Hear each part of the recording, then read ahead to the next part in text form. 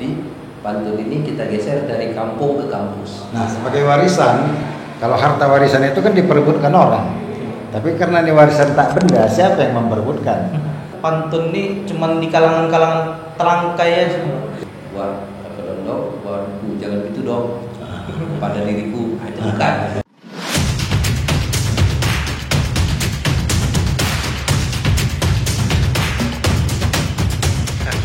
Biar nggak apa kali apanya itu, ya kan? Beriring balam dengan merbah buah, lakum merekah jatuh. Beriring salam dengan sembah. Assalamualaikum warahmatullahi wabarakatuh. Waalaikumsalam.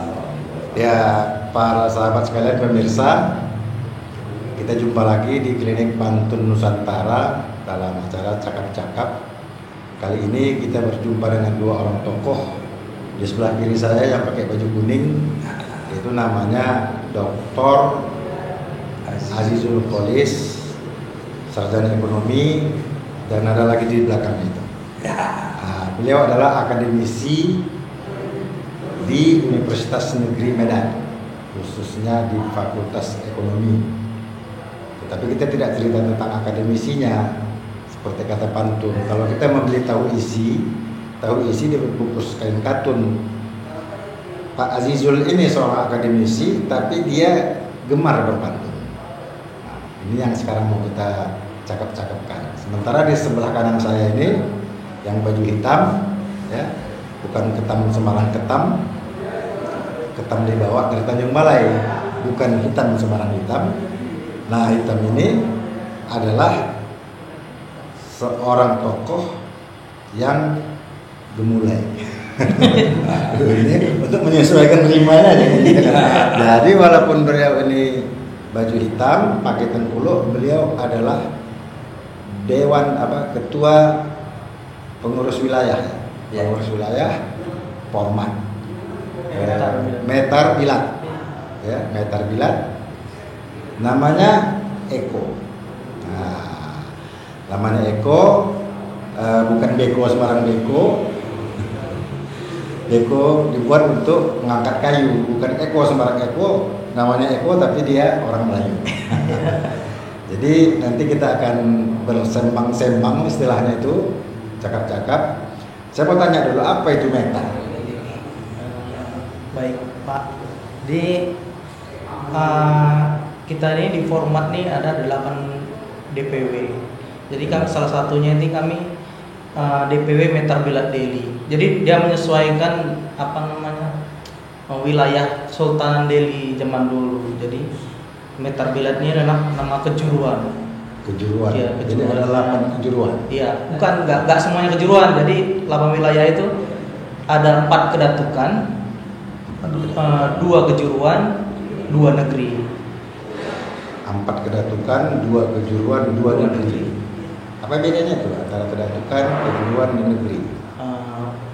Kalau kita sebagai ini yang kurang paham juga, mungkin mangku adat lah ya kita paham. Iya. Kedatukan itu mungkin wilayah-wilayah ya. Kedatukan kepala-kepala kampungnya ya. Kalau misalnya kedatukan itu, kalau setahu saya ya, kalau misalnya kejuruan itu memang zuriat dia langsung dari kesultanan. Kalau misalnya kedatukan itu beda, memang kepala kampung dia, kepala kampung. Kesultanan dari Kesultanan Delhi. Iya.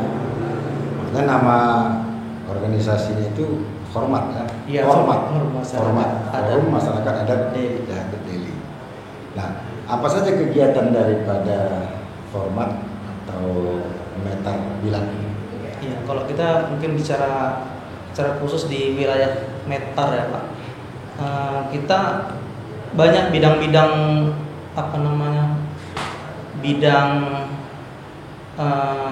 di bidang iya, bidang programnya ada.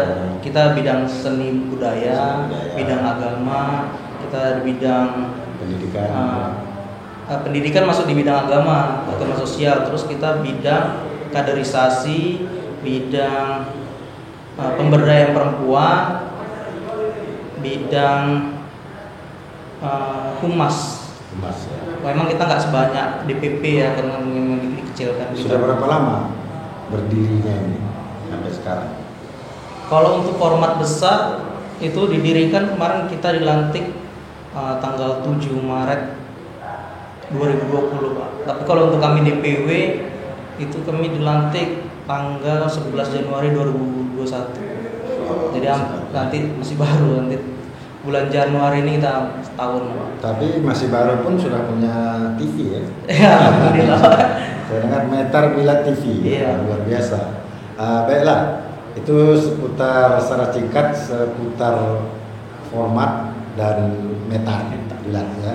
Nah, kemudian pada Datuk Azizul Qolis, saya tanya, katanya di kampus selalu dalam acara-acara itu selalu menggunakan pantun ya. Yang saya ingin tanyakan, ya sebagai orang Melayu tentunya berpantun itu biasa, cuman seorang akademisi yang gemar pantun itu tidak banyak. Jadi kira-kira apalah, kenapa gemar berpantun dan bagaimana respon daripada teman-teman di universitas tentang pantun? Terima kasih Prof. Marzen ya, pakar kesehatan tapi punya semangat yang kuat untuk mengembangkan salah satu kekayaan bukan bangsa Melayu, bahkan bangsa Indonesia. Bangsa Melayu, suku Wah Melayu, itu salah satu ciri khasnya adalah pantun. Makanya seperti yang dikatakan Prof tadi ya, kalau memberitahui isi diikat dengan kain yang kain katun juga, dan jangan lupa diberikan kepada gadis ayu. Jadi saya akademisi kenapa suka berpantun, karena saya memang adalah seorang putra Melayu. Nah, tentunya kita tahu semua suku itu punya ciri khas masing-masing, punya ciri khas masing-masing, dan ciri khas itu menjadi jati diri kita. Kalau tidak kita, yang akan mengembangkan pantun ini siapa lagi? Ini adalah satu tutur bahasa ya, satu sastra yang karya sastra yang sangat tinggi, dan dia kadang-kadang tidak ditulis, tapi bisa dengan spontanitas ya, bisa dengan spontanitas, tapi penuh makna. Sebenarnya klasifikasi pantun itu kalau kita baca dalam banyak literatur itu banyak sekali makna daripada pantun dan jenis daripada pantun. Jadi bukan sembarangan pantun tadi, seperti selama ini kita sering mendengar buat kedondok, buat jangan itu dong pada diriku, itu bukan kategori pantun, itu hanya menyesuaikan kata ya. Tapi kalau pantun itu beda ya kan. Kalau pantun itu memang ada satu pesan moral yang disampaikan di dalam pantun itu. Nah, kembali lagi kepada kami tentunya tidak mau sebagai orang Melayu tidak menjunjung tinggi budaya adat budaya. Apalagi saya juga Prof sebagai sebuah figur yang diminta oleh format sebagai pembina. Jadi tentunya kalau sebagai pembina ya saya juga harus bisa memberikan teladan, memberikan contoh. Ya kan, ini bukan soal kepakaran dalam berpantun, tapi kemauan untuk mengembangkan budaya pantun baik di masyarakat kita bahkan sampai ke kampus. Jadi pantun ini kita geser dari kampung ke kampus. Nah, itu dari kampung ke kampus. Iya, dari kampung ke kampus kan. Bisa dipantunkan juga itu. Bisa dipantunkan juga itu, Prof. Jadi katanya kalau kita pergi ke Teluk Ibu gitu ya, itu kita jangan lupa apalah yang cocok kalau kita memotong rebung gitu cocok ya kan. Jangan lupa diikat sehingga sampai pupus kan. Kalau kita memang mau menghidupkan pantun, kita geser dari kampung, bergeser ke kampus. Bukan katun sembarang katun, katun dibungkus dengan katun ditaruh di dalam kardus. Bukan pantun sembarang pantun. Pantun ini sudah masuk kampus. Iya, gitu. Jadi luar biasa. Ya memang itulah sebabnya kami membuat klinik pantun Nusantara ini. Jadi katanya bukan pernik sembarang pernik bercorak daun pepaya, bukan klinik sembarang klinik pantun melestarikan budaya. Iya, luar biasa. Jadi respon dari masyarakat kampus sendiri dengan mensosialisasikan pantun melalui acara-acara resmi gimana? Ya, jadi begini, Prof. Memang kan pantun ini sudah menjadi bagian dari kehidupan kita juga sebenarnya. Tapi mungkin tata cara, kemudian makna itu mungkin yang perlu kita kembangkan. Nah, kalau kita lihat di acara-acara kampus ya, MC membukanya dengan pantun. Bahkan kalau sekarang ini kalau di televisi, kita sering ya ada istilah ketika dibacakan pantun mereka mengatakan cakep. Nah, kemudian mereka mengatakan asik, ya. Saya kira itu sah-sah saja. Tapi yang paling penting itu bagi orang Melayu harus bisa membedakan pantun jenaka dengan pantun yang sesungguhnya. Jadi kami bangga sebagai putra Melayu, pembina hormat dan juga akademisi terhadap seorang dokter, profesor yang mau membuka klinik pantun. Sangat bangga. Selain bangga, sangat sakit. Kenapa? Ya, karena selama ini yang diobatin oleh Pak Prof mungkin fisik. Tapi kalau pantun selain fisik itu juga adalah jiwa, ketenangan jiwa, kebahagiaan batin. Dengan adanya ditumbuh kembangkan klinik pantun ini, jadi orang tertantang, apa sih klinik pantun ini? Apa sih klinik pantun ini? Jadi orang mau mencari tahu dan mau belajar. Saya saja yang mungkin punya waktu lebih banyak dibandingkan Pak Prof, tak punya ide untuk mendirikan klinik pantun.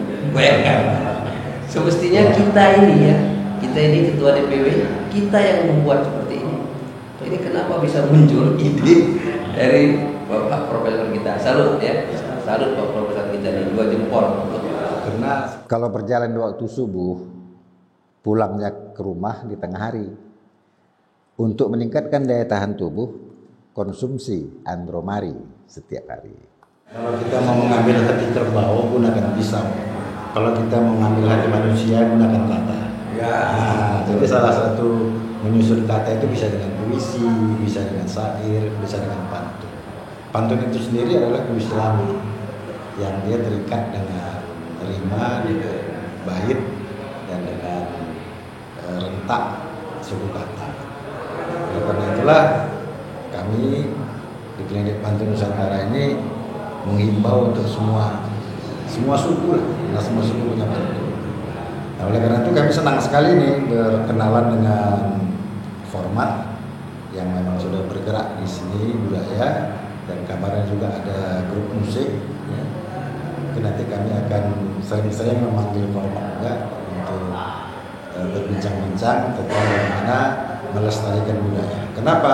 Karena pantun itu sudah ditetapkan sebagai warisan budaya tak benda.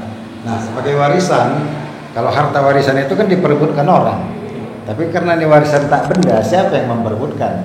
Nah, seharusnya dia ditambah lagi warisan yang harus diwariskan dan diwarisi. Nah, oleh karena itulah kami merasa bertanggung jawab secara moral untuk mewariskan, mencoba mewariskan dan mewarisi pantun ini ke generasi muda. Nah, dengan demikian kami mengharapkan nanti kita kerjasama dengan format khususnya seni budaya, kita angkat lagi nanti siapa-siapa orang-orang yang punya potensi baik di bidang syair, lagu, karena hampir semua lagu-lagu Melayu itu berisi pantun. Nah, jadi mengenai seni budaya di bidang format ini sudah sampai di mana perkembangannya? Jadi seni budaya ini kita kan ada bidangnya seni budaya. Jadi sejauh ini kita udah mempunyai sanggar, terus kita udah punya orkes. Kita sudah berdayakan juga sumber daya yang ada di pengurusan format khususnya di Kejuruan Meter ini. Jadi kalau untuk sanggar itu mungkin untuk musik, kemudian tari, ada silat, ya untuk pantun ini lah waktu belum ada. Tapi memang adanya klinik pantun ini memang sangat membantu juga gitu mas sebagai masyarakat ini, karena Yang kita tahu ini, apalagi di wilayah Kejuruan Metar ini kan pantun ini cuman di kalangan-kalangan terangkai aja. Iya. Jadi yang pandai berpantun. Tapi saya dengar ada salah satu pengurus ormas ini yang juga jago berpantun, namanya Rizal Daun. Iya. Nah, Rizal Daun itu pekerjaannya jual daun kan, tapi dia juga senang menyanyi, senang bersair. Nah, barangkali kita bisa juga kerjasama dengan beliau Iya. untuk mengangkat harkat dan derajat daripada seni budaya, khususnya budaya Melayu di Sumatera Utara dan di Indonesia. Saya kira kita tidak berpanjang lebar, kita sudah banyak informasi dan saya bangga dengan akademisi yang sudah mensosialisasikan pantun. Kita prinsipnya adalah bagaimana orang yang tak tahu pantun menjadi tahu, dan yang tahu akan belajar terus. Tidak ada yang pandai, saya pun juga tak pandai berpantun, cuma modal nekat dan modal kemauan, dan saya yakin banyak orang-orang yang pakar pantun yang bisa saya ajak untuk berbagi ilmu. Karena ilmu itu seperti kata pantun, perdu kailan di ujung tanjung, perdu kailan di ujung tanjung, pergi ke ladang lalu cermai. Ilmu bukan buat dijunjung tapi dihidang di depan ramai. Jadi artinya kita sosialisasikan, kita lestarikan. Mudah-mudahan apa yang kita ajarkan akan berhasil. Demikian saja. Sekali lagi terima kasih kepada Datuk Haji Jurkolis dan Pak Eko. Sampai jumpa lagi. Beriring balam dengan merbah, buah langkung merekah jatuh. Beriring salam dengan sembah. Saya akhiri. Assalamualaikum warahmatullahi wabarakatuh. Waalaikumsalam.